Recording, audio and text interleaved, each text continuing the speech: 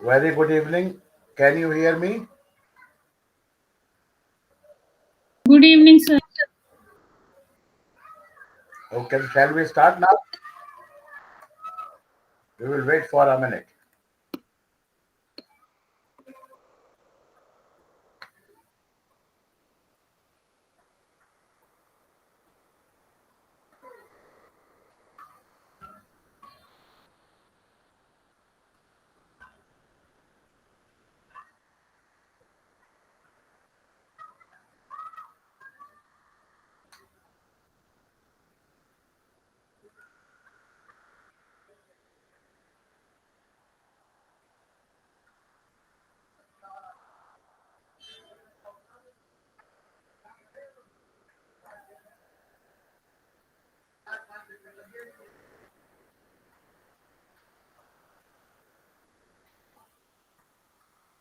Okay, so this is now your block combination of block 1 and 2.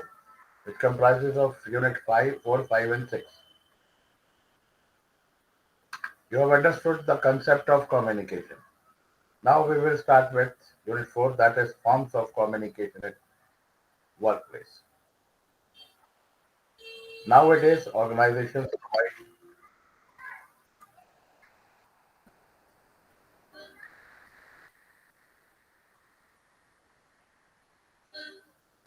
preliminary training to communicate effectively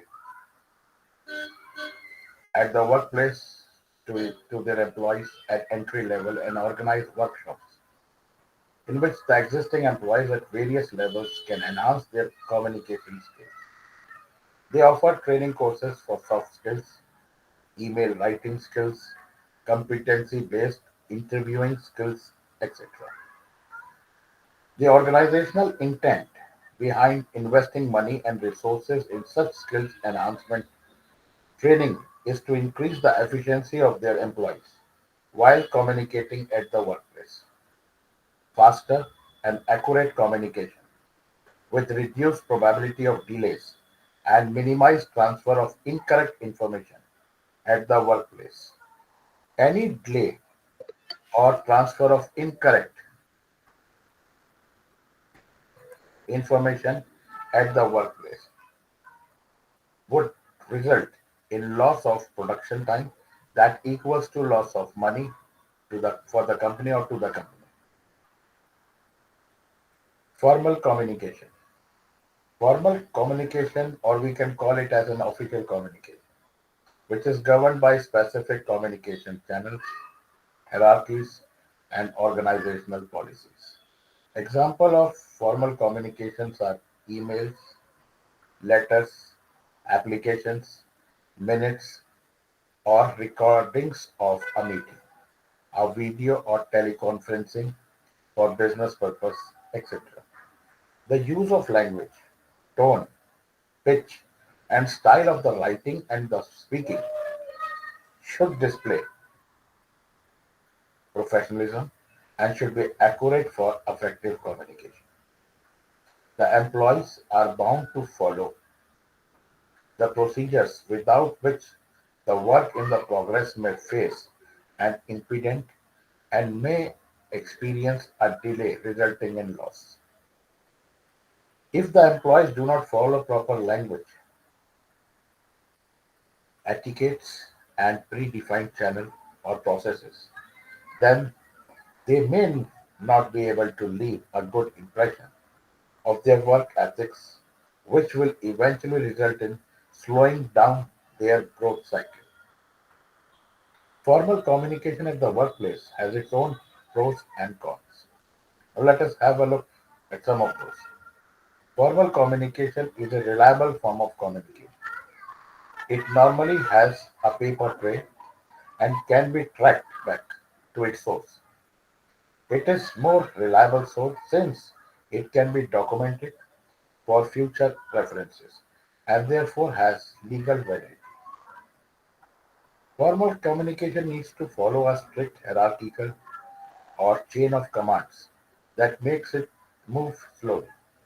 Employees are expected to not skip the hierarchies and send any request to senior masters through proper channels. The flow of information is restricted and monitored, and it prevents unnecessary gaps in the communication, but it slows down the process.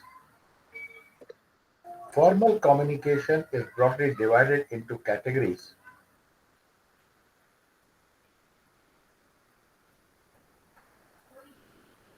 Different categories based on the organizational hierarchies and predefined channels.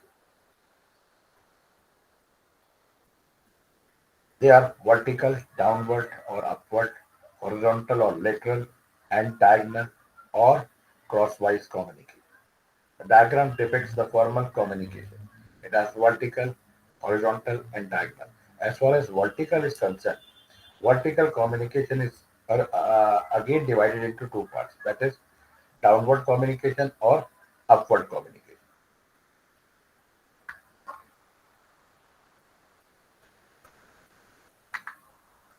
Vertical communication. The information in vertical communication is transferred between employees at different levels. It can move from top to bottom or from bottom to top following a structured hierarchy. We will start with downward communication. This is the most common form of formal communication at a workplace. The information flows from higher managerial levels to lower levels, and it follows a chain of commands from a superior level to a subordinate level.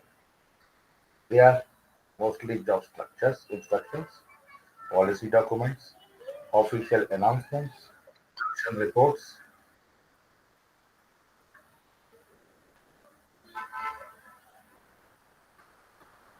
procedures, manuals, or any other information essential for functioning of the business processes, conveyed to the employees through emails, letters, brochures, pamphlets, etc. Upward communication. In this form of communication at the workplace, the flow of information is from bottom to top. It follows a chain of hierarchy from subordinate level to superior level. It normally consists of requests, work reports, complaints from base level employees to managerial and above levels. This type of communication is essential to keep the master informed about the viewpoints of the employees, state of morale at junior levels, to receive the reaction of employees at various policies and procedures, etc. Now, the difference between downward communication and upward communication. Downward communication is a process of communication from a superior level to subordinate level, whereas it is an authoring in metrics. The employees at the superior or the management level needs to exert authority while giving instructions for daily business purposes.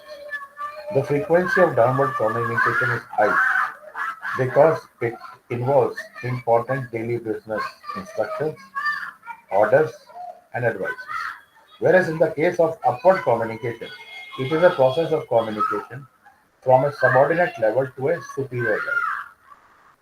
It is democratic in nature. Employees at the subordinate levels do not need to exert any authority while sending work reports, making requests, or giving feedback. The frequency of this type of communication is very low because normally reports and all these stuffs are not sent daily. Irrespective, uh, depends upon the nature of the organization and the position in which one is working.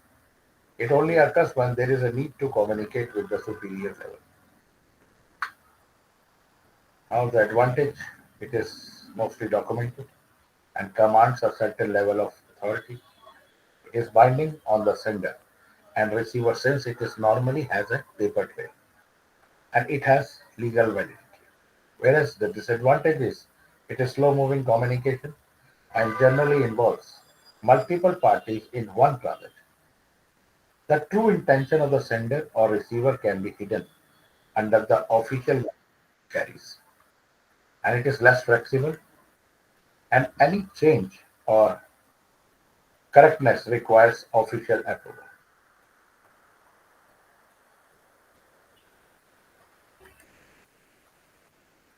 This form of communication takes place between two or more employees at the same level, and they may be working in different or the same department. You can see the horizontal or lateral communication. Same level, that means managers will be speaking to managers only. They won't be coming up or they won't be going down. A marketing manager, sales manager, purchase manager, finance manager, they are talking among themselves. And this is an example of horizontal or lateral communication. Gang plank. Henry Fayol gave the concept of gangplank in communication at the workplace. It is another type of horizontal or lateral communication.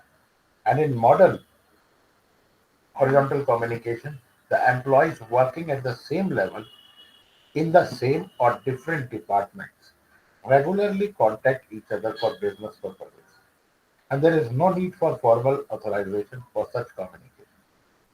Advantage of gangplank is it facilitates coordination between employees of the same or different departments of an organization, and they can share their best practices. It involves less complexity as compared to vertical communication. The sender and receiver of the message enjoys a certain level of flexibility, whereas the disadvantage of it is that the senior management team may remain uninformed of the proceedings in this department. The flexibility in this form of communication will facilitate too much discussion between the employees at the same level. This may result in confusion and delay in completing assigned jobs. Diagonal and crosswise communication. This form of communication at workplace crosses the departmental and hierarchical boundaries. They take place between people across departments and levels of an organization structure. The people communicating in this form of communication are neither from the same level nor do they have belong to the same department. It refers to the communication between managers and workers located in different locations.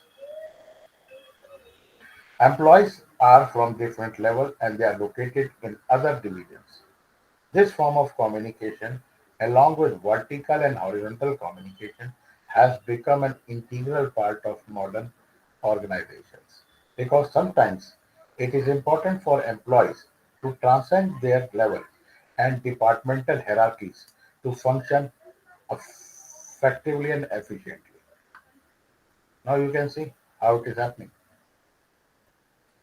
CEO is interacting with sales and he's getting information about the product B, and CU has to interact with production. What are the advantages and disadvantages of diagonal communication? As far as advantages is concerned, it is the most direct form of formal communication at the workplace, and it is one of the fastest and the efficient modes of communication at the workplace. It affects the chain of commands and breaks the established hierarchical structure in an organization. The basic disadvantage. Here you have gathering information from the other department and that too from a lower level. It can bypass the authority of the immediate supervisor, who may not have any idea about the actions of his or her subordinates and may be taken by the complete surprise if such instructions create any confusion or crisis. Informal communication. The interaction between employees of an organization in performing their duties is mostly formal in nature, but it is not sufficient because human beings needs to interact with each other without the boundaries and chain of command. of formal communications to develop interpersonal relationships. That is the human philosophy is. This form of communication is natural, and as people talk about various topics outside work, people discuss sports, movies, politics, future plans, etc. more freely. This type of communication is mostly oral, and it moves faster between the people as compared to formal communication due to its inherent nature. Informal communication often begins between employees through social interactions. In many cases, such type of communication at the workplace is considered effective as it helps in team making, building activities, and people can come together to work as one unit. If we talk about the advantages, there is more flexible form of communication because the channel is multi-dimensional. Informal mode of communication at workplace travels faster as compared to the formal communication. And it is very powerful tool of communication and can impact formal organization structure. Since it has advantage to, on the other hand, it will have disadvantage also. It can cause misunderstanding and spread rumors. It is difficult to control the flow of information and, and it can popularize inaccurate data, distort facts, etc. And it can result in the leakage of confidential information. This can affect the functioning of the business process and may result in financial losses. Type of informal communication. Informal communication at workplace are mostly harmless. Gossips. The subject of these interactions at the workplace may include information about sports, movies, entertainment, a person switching jobs, and employees getting married or divorced, etc. This type of communication is popularly classified with the term grapevine. It is an essential characteristic of workplace communication in all the organizations. Information flow in all directions through grapevine. This may have four branches: single strand chain, gossip chain, probability chain, and cluster chain. Single strand chain, as it involves the transfer of information from one member of a line or a group of to another. For example, member A transfers some information to member B. Then member B transfers the information to C. This C transfers information to D, and the same moves on a similar fashion. As far as gossip chain is concerned, this type of informal communication can be understood as one seeking and transferring information to all the other members of a group.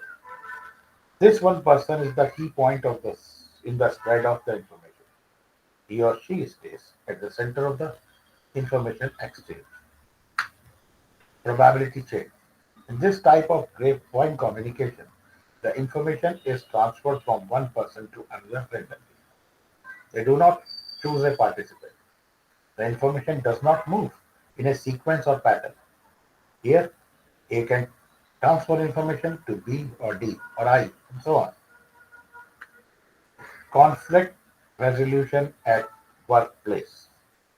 The process of communication at the workplace is not always cordial and about establishing good relationships. There are people from different families and educational backgrounds working together as a team in an organization. They have different types of personalities, exposures, and experience of life, and hence, unfortunately, they may have a difference of opinion which may result in a conflict situation. These conflict situations may escalate and become very large, eventually disrupting the smooth functioning of business processes if not addressed at an early stage. They may use They may use the following strategies in the process of conflict resolution. First, active listening. Active listening is one of the most important steps in becoming a good communicator. In a conflict situation, the mediator, managers, or the peer must listen carefully to understand the issues properly. Both parties must be heard completely and patiently. Then the mediator must be patient and carefully listen to the arguments of each side without any interruption. And this will lead to two possible benefits. Second one is set goals. The mediator is responsible to set the goals of the meeting by motivating all the parties that are here for the resolution. There should be a willingness from both the parties involved to reach a common ground for a successful resolution of the conflict. They should listen to each other actively and brainstorm about possible common grounds. But this is how resolution takes place. Stay professional.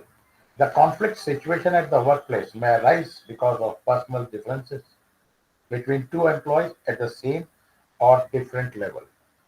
The problem involving personal differences may heighten the emotional response and intensify the conflict situation.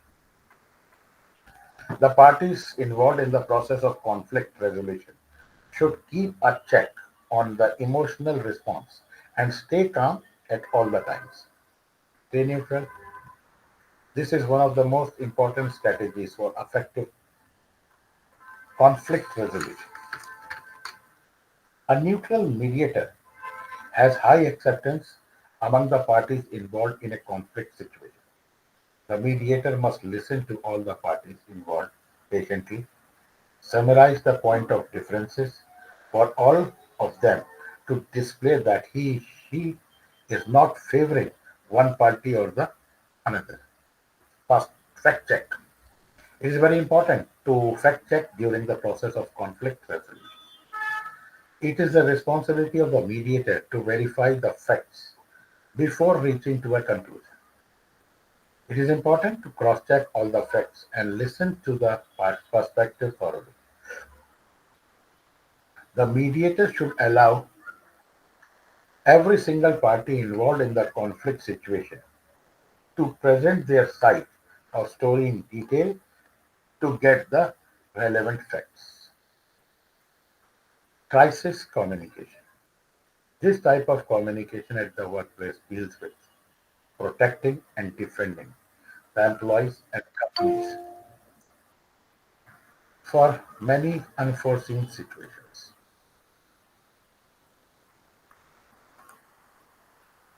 It deals with the threats that can cause damage to the entire business at organizational and employees level. At the organizational level, crisis communication is required to deal with situations like a data security breach, product recall, bankruptcy situation, etc. An organization must have a robust communication plan and train employees properly in order to have an effective crisis communication in place. It will help the organization to be prepared in case of financial disasters, natural calamities, and personal injuries. What are the benefits of effective communication at workplace?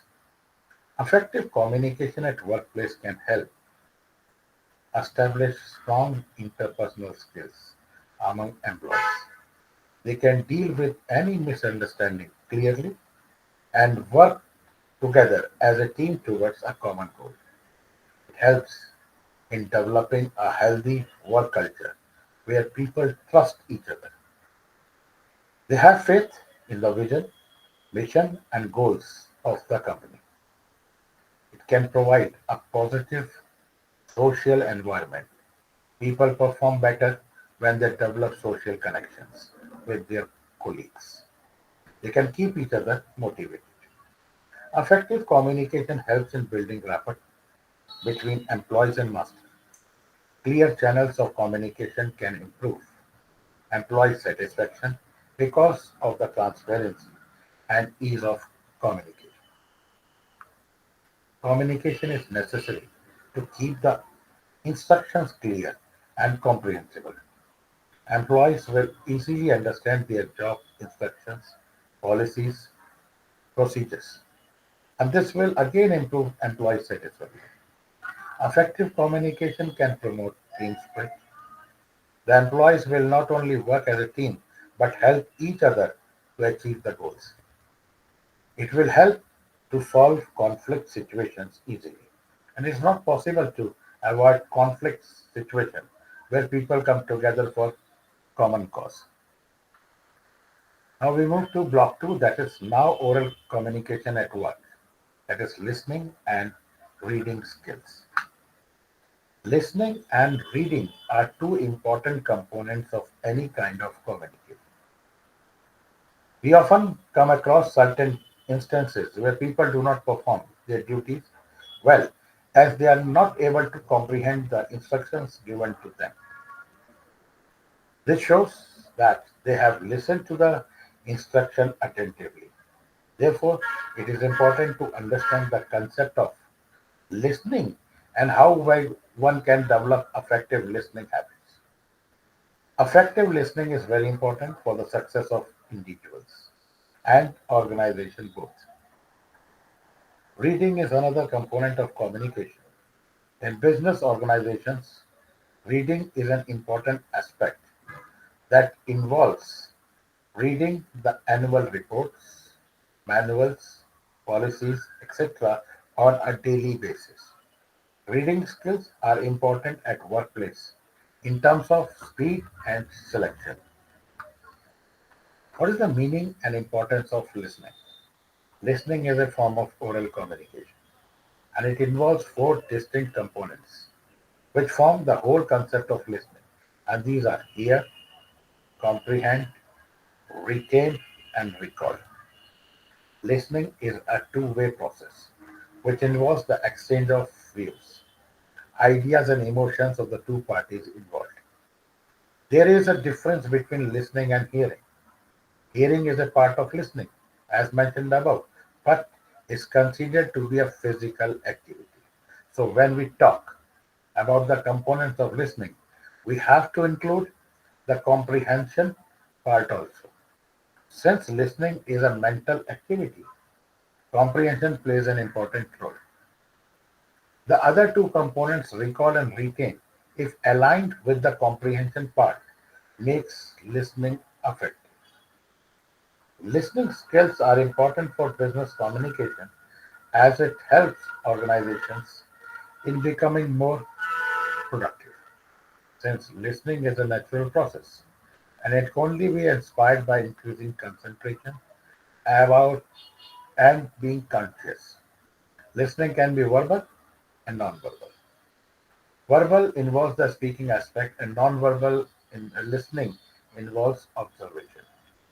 Features of good listening. It reduces miscommunication, increases confidence, increases productivity, and it saves time and cost. Effective listening. Effective listening skills are important in personal as well as professional lives. Around 70 to 80% of our working hours are spent in communicating in one form or the other. These are certain components of the effective listening. First of all, concentration. Whatever you are listening, concentrate on it. Body language, and avoid noise. This is the first and the foremost component when we talk about effective listening. Focus should be there when we listen to someone. This shows a positive attitude and respect to the speaker. An appropriate body language helps to give a positive message to the speaker. This involves active listening. Non-verbal cues make a lot of difference while being in tense or a difficult discussion. Language. or use of appropriate words is very important for being an effective listener.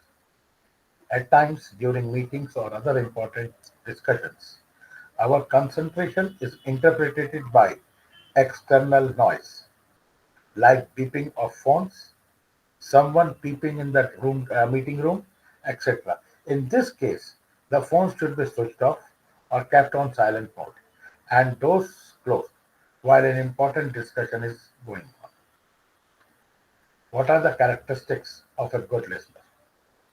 These are verbal competence, taking notes, intelligence, motivation, hearing ability, and environmental distraction. It is not necessary that a good listener possesses a great physique. However, the body language of the listener, like making eye contact with the listener, does impact listening. Verbal competence. This is the important to become a good listener. A good vocabulary helps in effective listening and aids in retention. Taking notes while listening. Making notes does not affect listening because, however, it will help to clarify synthesis the information at a later stage too. Normally, if we don't write, we forget it. Intelligence. A good listener should be intelligent enough to comprehend what the speaker is saying. That means your analytical power. Motivation. A listener should be interested in the topic, which will then motivate him or her to listen to the speaker. If the motivation is not there, there are chances that listening may not be good. Hearing ability. A good listener possesses good hearing ability. Hearing does not restrict any sound. It is how much you gather from the conversation. Environmental distraction. Good listeners have the ability to adjust to the distracting elements.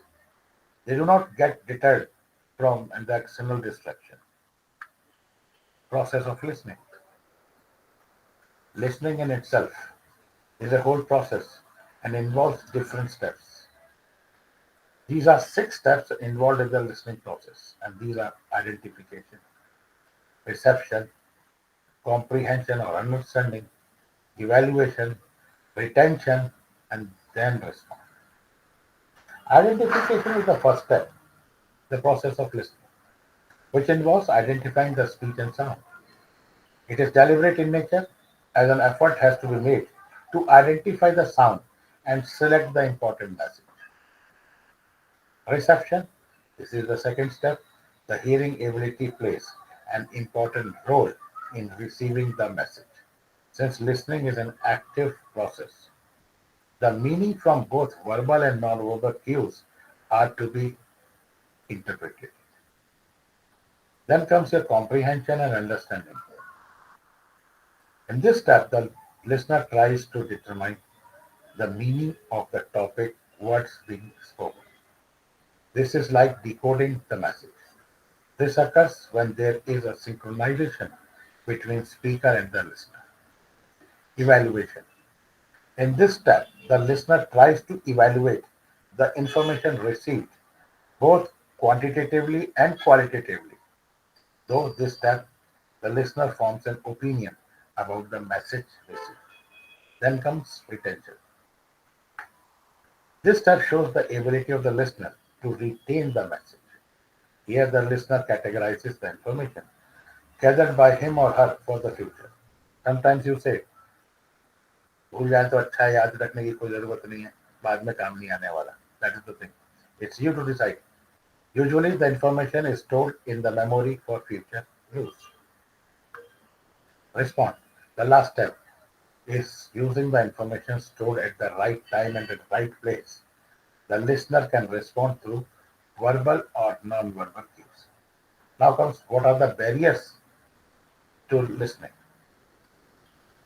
There are a number of different barriers to listening. Identifying the barrier to listening is important in developing effective listening skills. They are number one, selective listening. जिसको हम हिंदी में कहते हैं अपने मतलब की बात. That is this. We all listen selectively at some time or other. It is necessary at all times to avoid distraction. but it can become a barrier. If the listener has the following issues while listening selectively: preconceived notion about the speaker, biases about the topic,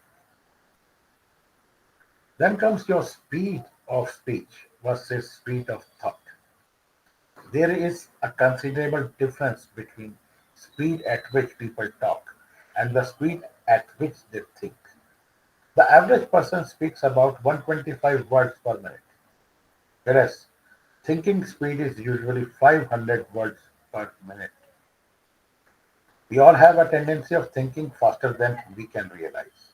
Therefore, there are chances that we overthink about what is being said and reach to the conclusion before the speaker finishes his or her speech.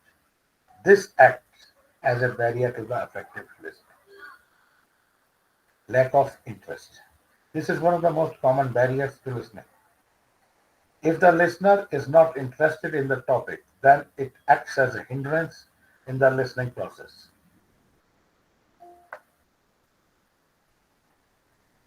What are benefits and attitudes? We all have some opinions on various issues and hold specific values and traits. Moreover, at times we strongly feel about certain subjects and value speaker behavior. Then comes reaction to speaker. At times, listener tends to react to the speaker rather than listening to what he or she is saying. As a result, the message in the speech gets lost, which in turn makes listening less effective. Repetition of words. Repetition of words should be, or the phrases should be avoided. External distraction. This can come in different disguise, such as background noise, that is a telephone ringing or a fire engine racing through the road. Physical discomfort, that is too warm, too cold, uncomfortable seat, listening in the room, or distracting pictures on the wall.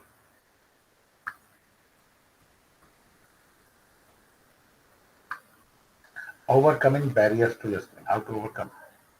It is important to understand the way of overcoming the barriers to listening. The following steps can be considered to reduce barriers to listening. Number one, reduce distraction. Prioritize listening over speaking. I said one has to be a good listener. Practice reflecting instead of deflecting, asking questions, and listen carefully before advising. As far as minimize distraction is concerned, to get to avoid getting distracted, ensure that you are physically facing the speaker and make frequent eye contact while with them while they are speaking. Make sure you are seated or standing comfortably, but the cell phone on silent mode. Listening over speaking. In communication, self control is crucial. If you think you are a talkative person, consider practicing self control in communication. Allow time for the other person to talk. One should wait until a colleague or a teammate has finished speaking before responding. Finally, pay attention to how the audience react while one is speaking. Practice reflecting instead of deflecting. To create a bond with the speaker, the listener should demonstrate interest. Avoid connecting your own experience to the testament.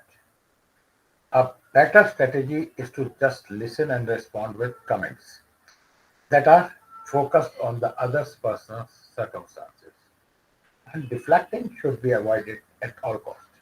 If you want to listen well, instead try reflecting entails paraphrasing what the speaker had said back to them. Ask questions.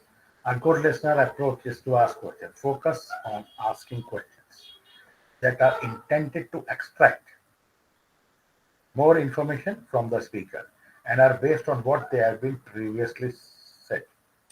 The finest query for non judgmental and originate from anything spoken previously by the speaker and listen fully before advising. When someone discusses a problem or worries with you, it might be tempting to provide advice, especially if you want to assist them address that difficulty. Wait to provide advice until the speaker clearly requests. Reading. We have four main language skills, and these are listening, speaking, reading, and writing. Reading is a third language skill. It is a process where we look at the text, that is the written symbol, and these are converted into words which are then formed. And these are converted into words formed into sentences which gives a meaning. Reading can be loud or silent.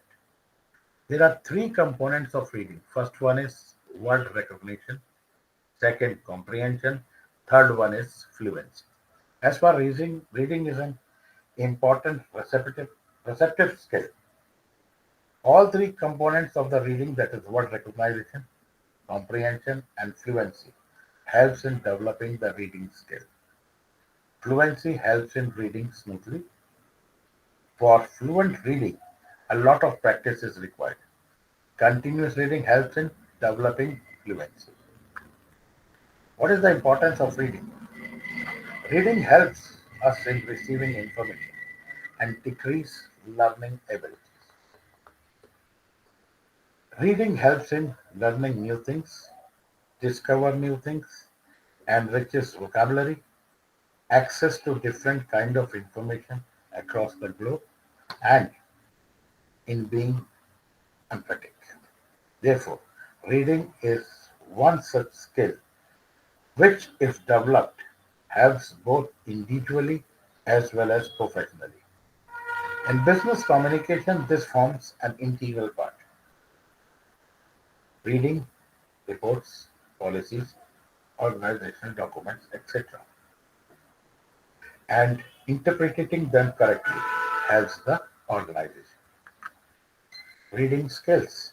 There are two prominent skills required for effective reading: speed of reading and comprehension. Reading speed. This refers to the amount of text one can read in a single reading session. On the basis of reading speed, we can create four categories, which are scanning. Scanning is a reading method used to quickly locate specific information. While scanning one may have a question in mind and read a section of text to discover the solution, disregarding irrelevant material. Second one is skimming. Skimming is the process of reading quickly in order to acquire a basic overview of the subject. Skimming reveals that broad information is contained inside a segment. Use skimming to preview. Read before you read. Review, read after you read.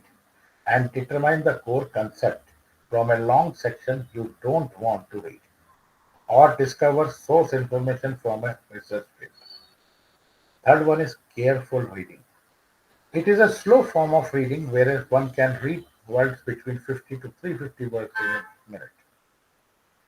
Such a reading skill is essential for proofreading, reviewing, problem solving, and memorizing. Rapid reading. Again, you can read at any speed. That means almost 300 to 600 words in a minute. This type of reading skills is essential when one is not supposed to memorize the text or it is not burdened by the pressure of reading. Then comes the second part is comprehension. Reading comprehension is the capacity to comprehend what you read. Strong reading comprehension often entails a wide range of literacy abilities required to comprehend and discern meanings within a book. Several components of efficient reading comprehension includes influence, the capacity to decipher foreign terminology, and the use of context clues from the reading to identify significant part of the book. Fluency. Fluency refers to a combination of elements. First, it assesses your ability to read properly and fluently. Fluency is also concerned with your capacity to swiftly interpret new words while reading. Fluency refers to how it feels to read, and it has a direct influence on your ability to grasp what you read. Then comes expanding vocabulary. Knowing the meaning of different words and when we use them in a key component of being an effective reader. Increasing your vocabulary is a simple approach to enhance your reading skills.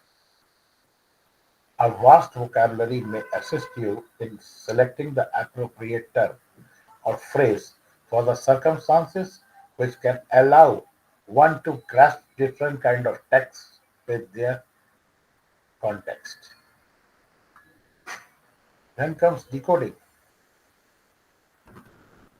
Decoding is a talent that requires you to identify the words one may have heard before but have never seen them written.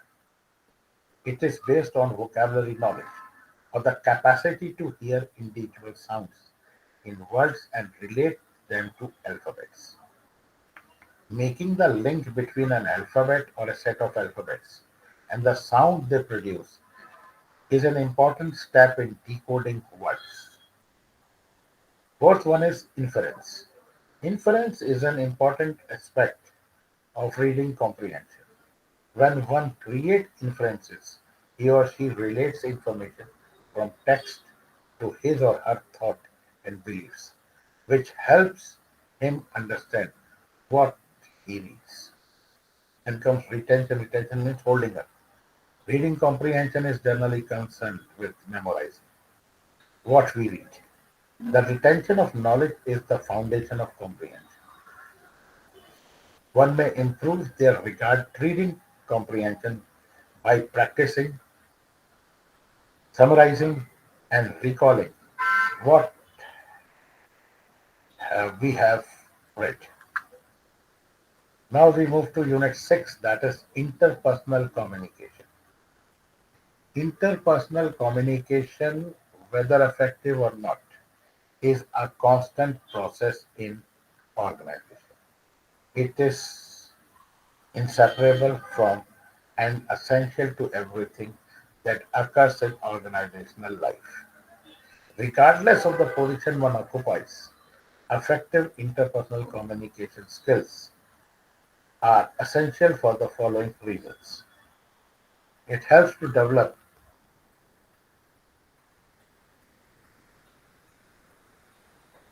professional connections with other co-workers, colleagues, peers, leaders, and clients. It enhances the ability to relate with other people. It facilitates teamwork and collaboration, and it results in increased job satisfaction. Now comes defining interpersonal communication. The term interpersonal refers to between people or persons or involving personal relationship. It is two-way flow and involves the following: information content, feeling related to the content, perception of both self and others, and response to the context in which the conversation is happening. It includes verbal and non-verbal forms of communication and can both be synchronous, that is face to face, or asynchronous through emails or chats. To understand the interpersonal communication process, it is important to understand a few models like the two-person relationship model, the communication in context model, and the strategic model. What is the significance of interpersonal communication? Interpersonal abilities have a wide range of application in the real world. They have a measurable effect on mental and physical well being. People with superior interpersonal communication abilities are less anxious, have better stress management skills, and are happier in their personal and professional connections. Contrary to this, prolonged isolation and lack of interpersonal skills result in damage to the well being of humans. Other than making relationship and health better, interpersonal communication skills are highly sought after by potential employers. What is the principle of interpersonal communication? There are four principles. The first one is inescapable. Whether you like it or not, it is impossible to avoid communicating. If not verbally, the humans send much information non-verbally. Therefore, there is no way to escape the communication process. Second one is complicated. To believe that communication is not natural, is natural and easy is a myth. The process involves both verbal and non-verbal factors that lends to its interpretation. Owing to its complex nature, interpersonal communication is open to misinterpretation, irreversible. The words are spoken, they cannot be taken back. No matter how hard you explain what you meant or apologize, people may made up by losing confidence in you. Therefore, communication is irreversible in nature. Highly contractual. The communication process does not happen in isolation. It operates in a psychological, environmental, and situational context. Hence, it is not in your control. It depends on who, what, where, and why of that conversation. What are the barriers in interpersonal communication?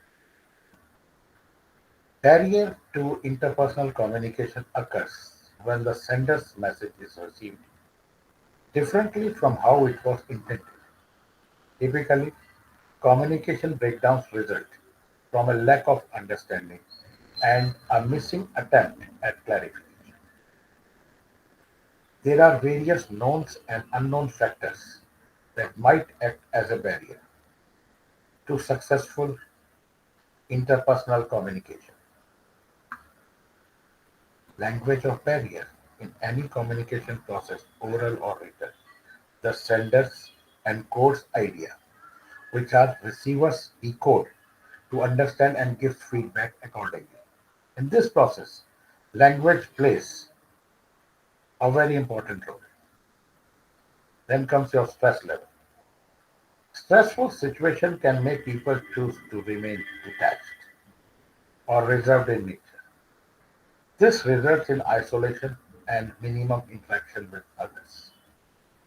This in turn makes it difficult for others to establish communication with the person. Then comes your attitude. People with the viewpoint of I are normally perceived as self-centered and unempathetic. This attitude can create a problem in communicating with other people in an organization. That is what we call it as nature as a bossism. People with such an attitude keep themselves first, and thus every communication is centered around them. Distance. People separated by geographical boundaries and spacious distance may find it difficult to communicate. However, with the advent of technology, people can still communicate through social media, chat, emails, etc. People with different cultural backgrounds find it difficult to interact with people to develop healthy interpersonal relationships. This can be attributed to different viewpoints inherited by people belonging to different cultures. Perception. Rigid perception labeling makes it difficult for people to change their preconceived notions. With already made up in mind, We refuse to listen and attempt to achieve effective communication suffers badly. In other words, if one believes in a certain phenomena, then convincing him or her otherwise will be difficult task. Technology. Face-to-face interaction is still superior to technology-based communication.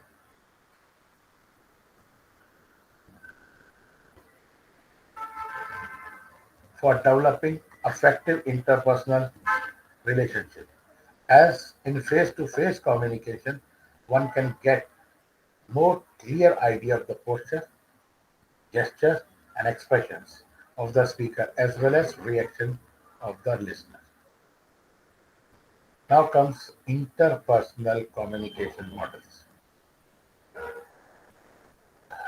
Models are the diagram that are useful in analyzing the process of communication. These models help one who is trying to understand, diagnose, and perhaps remain a communication process, repairs a communication process. We will discuss 5 models that can help us to understand interpersonal communications in a better way. One-way model. This is perhaps the oldest model of communication. It is based on Aristotle's rhetoric theory, revolving around his framework. This framework are termed as classic rhetoric and built around theories of argumentation as well as persuasion. The model emphasizes the sender's need to consider the right techniques to present the right message to the right audience.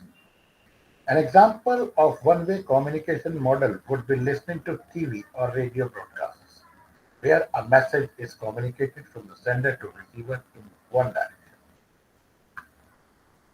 Simple way of communication. Way back 1981, it was proposed by Fisher. That is one way model of communication. Though the model is simple to provide a theory of composition and communication for both oral and written disclosure, with an emphasis on persuasion. Despite limitations, it serves as a useful diagnostic tool. The major strength of this tool is that it emphasizes the significance of the receiver. Second model is interaction model, maybe a form of a two-way communication. The model was given by Wilbur Brown in year 1997 and builds up the linear model of communication. Now see what is happening over here. See the level of noise. Interaction model of communication. See the level of noise. Combining the ideas of several communication theorists, the interaction model was an upgradation of the one-way model. This includes 4 more components to the existing model: channel, encoding and decoding, noise, and feedback. Figure represents the interaction model of communication. The participants take turn being the sender and receiver. They create meaning by sending and receiving messages in both physical and psychological settings. The approach rejects communication as one-way linear process and instant add feedback, making communication more interactive and a two-way process. In this model, the channel represents the source through which the message is sent. It can be verbal or it can be non-verbal. Media represents various tools as letters, memos, mobile phones, telephone, social media websites, so many. Feedback includes a written loop by which the sender receives reaction. It all answers various questions that occur in the speaker's mind, like: is my audience happy with my speech? Are my customers convinced with the product details I shared with them? Etc. Then comes two-person relationship model. Although the interaction model was a major improvement over a one-way model, it had its own drawbacks. In terms of the communication process, the points this model ignored were: communication process does not happen sequentially. That is, one step at a time as highlighted in the prior communication models. In this process of communication, the participants act both as a sender and a receiver simultaneously.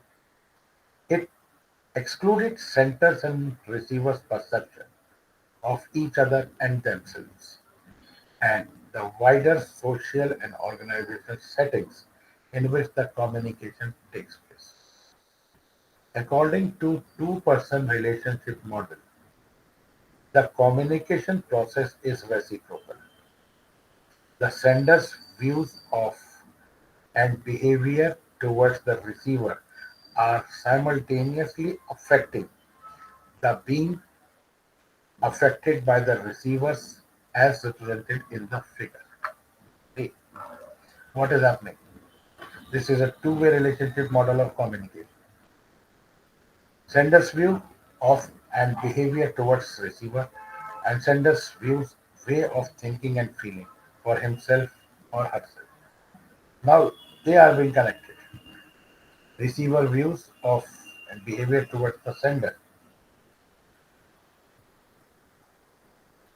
Now this is happening over here and this is happening over here and they are now interacting. This is the sender and this is the receiver.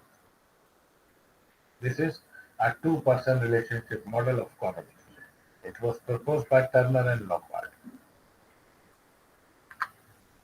Using this model as a diagnostic tool, we will be able to understand how the communication process is related to human behavior. In general, human being tends to reach cause and effect conclusion.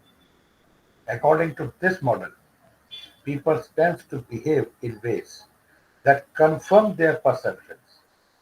The model illustrates the strong influence of self-perception on behavior. Hence, self-perception, the perceptual point of view, and the interdependence of two on each other constitute the key idea of this model. Transaction model of communication. With the progress of communication studies, scholars started viewing communication as more than a process that is used to carry on conversations and convey meaning. They observed that all communication happens within some kind of context, while the earlier three models emphasize the importance of looking into the individuals and their communication behavior. The transaction model of communication included the conceptualization of communication, the role of sender and receiver, and the role of the context.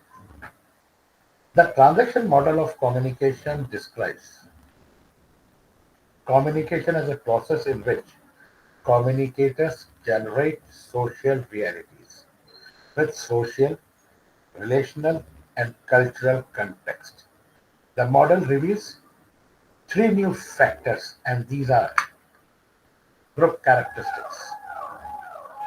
The factors that exist in a group or groups to which the communication belongs, such as the norms of the behavior, a group establishes and expects its member to follow. Second one is organizational structure and culture. This includes the organizational design, policies, rules, hierarchy, traditions, values, etc. And the third one is task characteristics. This includes the nature of work or the problems about the communication is taking place. The model asserts that we do not only communicate to exchange messages, but we communicate to develop connections. form intercultural alliances, shape our self concepts, and engage in discussions with others to form communities as represented in the figure. Now see what is happening. This is the transaction model of communication. So many factors are included. Social context is there, cultural context is there, relation context is there, and your physical and psychological context is there. All four are interconnected to creation of meaning. And on the other sides, we have communicators. Unlike the interaction model, which assumes that players switch roles as sender and receiver, the transaction model assumes that we are both senders and receivers at the same time. The transaction model also includes a more complex understanding text. It prompts us not to simply hunt for an ideal or an offender in a complex situation.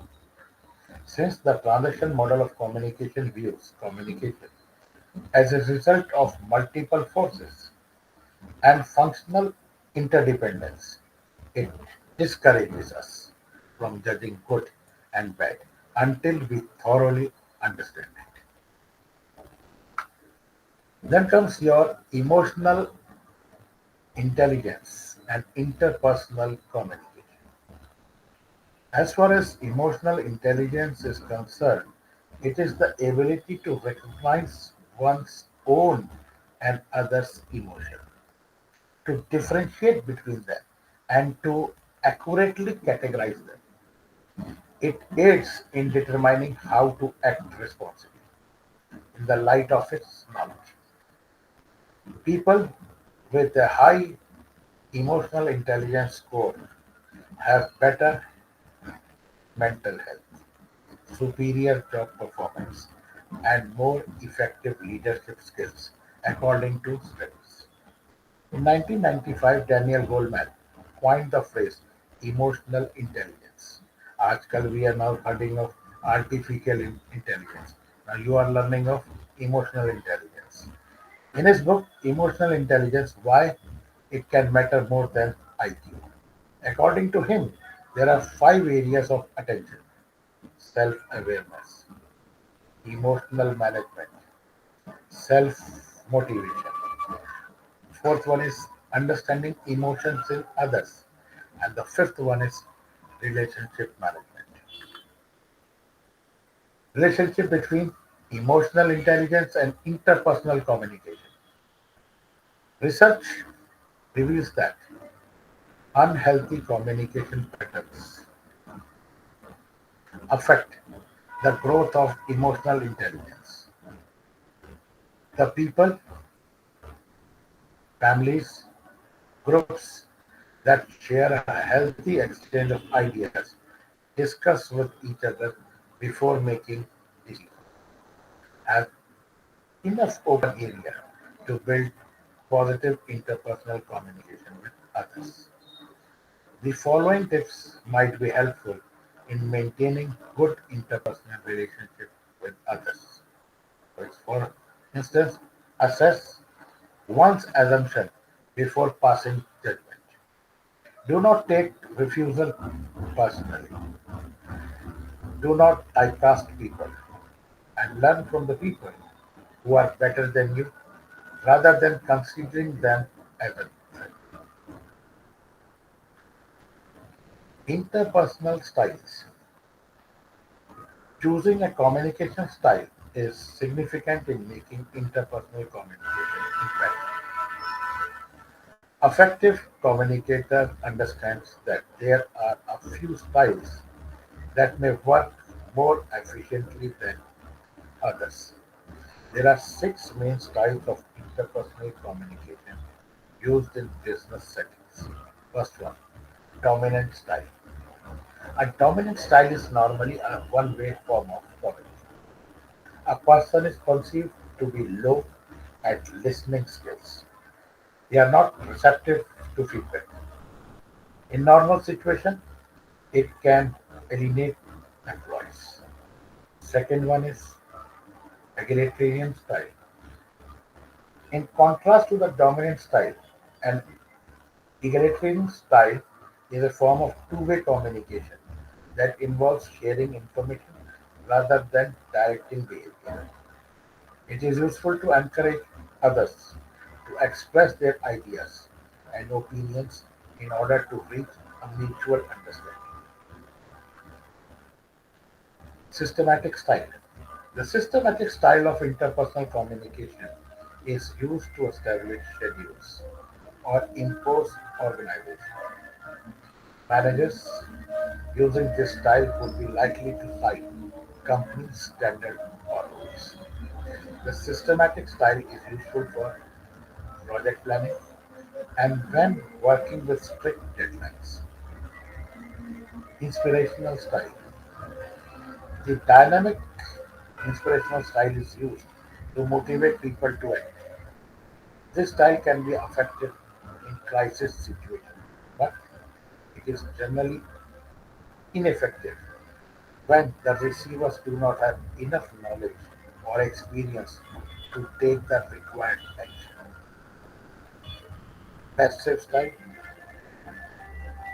The manager is differential rather than directive and shifts responsibilities to the team member.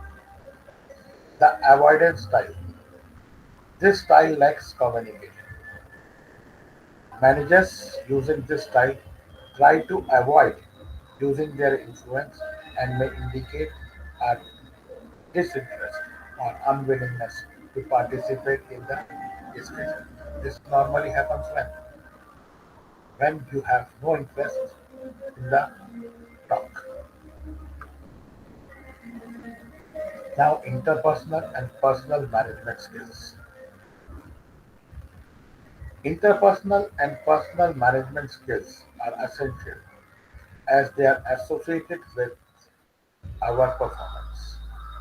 It involves a set of flexible skills that can be improved through practice. Emotional intelligence plays a key role in helping us manage behavior, navigate social complexities, and make personal decisions that achieve positive results.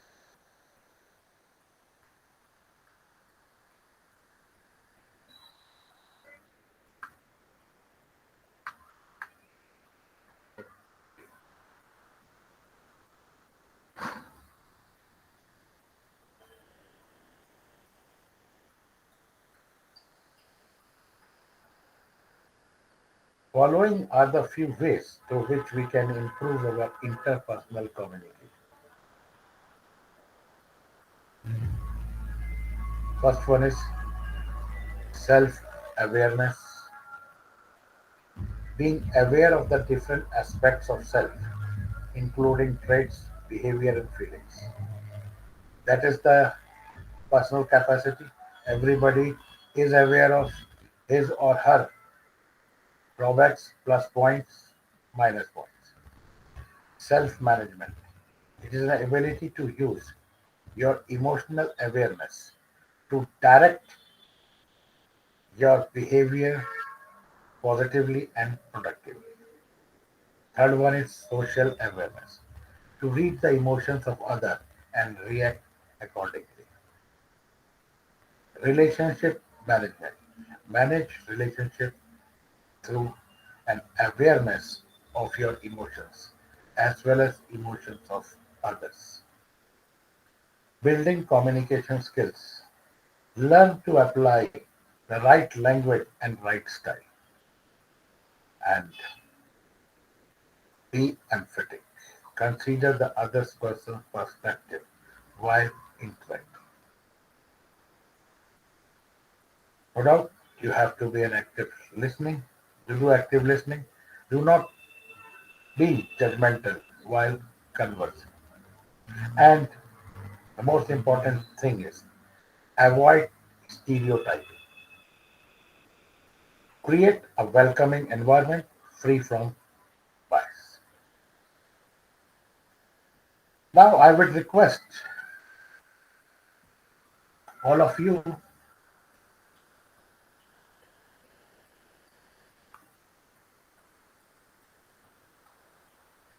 to ask questions because we have completed almost 6 units.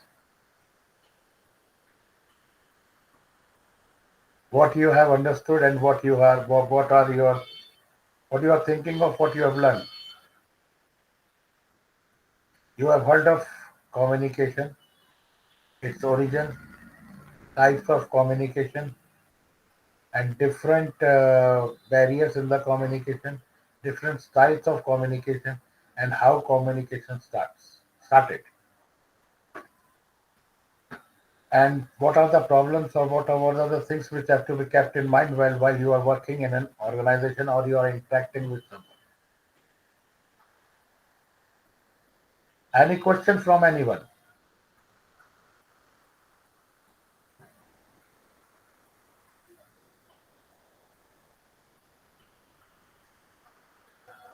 I am audible to you. Yes, sir. So, if I'm audible, so you have the right to ask me a question.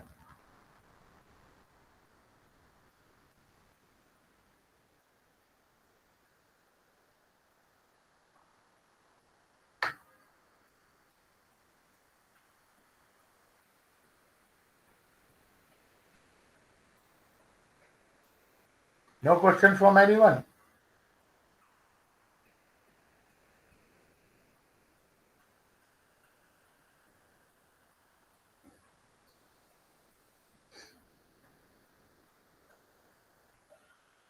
So, should we conclude this session? Yes, sir.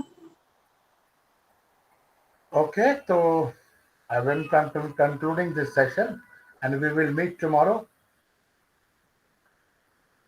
Okay, Okay. Thank you, sir. thank you. Welcome.